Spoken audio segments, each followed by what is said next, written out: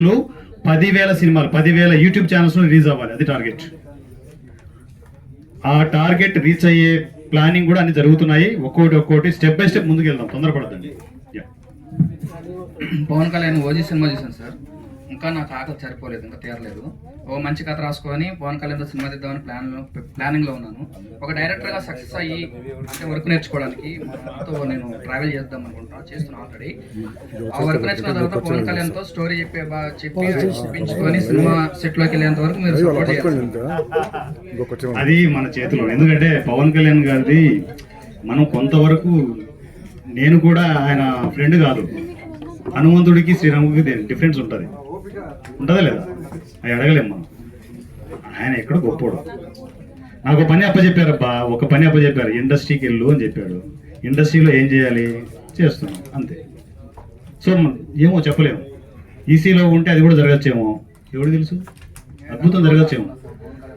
అట్లా కాదు. మీరు మంచి మంచి కంటెంట్తో సినిమాలు చేస్తున్నారు. నేను చెప్పాలి, మీ సక్సెస్ చెప్తుంది.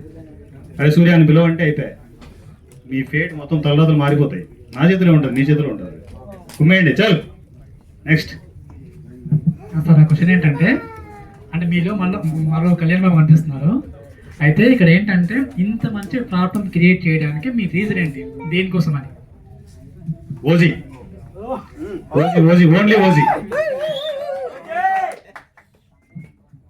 సార్, నేను పవన్ కళ్యాణ్ గారికి ఒక పాట రాసి, ఇప్పుడు పవన్ 2 పాటలు రాసా. మంగళగిరి ఆఫీసులో ఇచ్చా. మంగళగిరి ఆఫీసులో ఇచ్చా. ఆ 2 పాటలు కూడా బాగానే ఉన్నాయి. బట్ ఆయన చూడలేదు అనుకుంటా. అలాగే నేను ఇండస్ట్రీకి రాకముందు నా పాట వచ్చింది.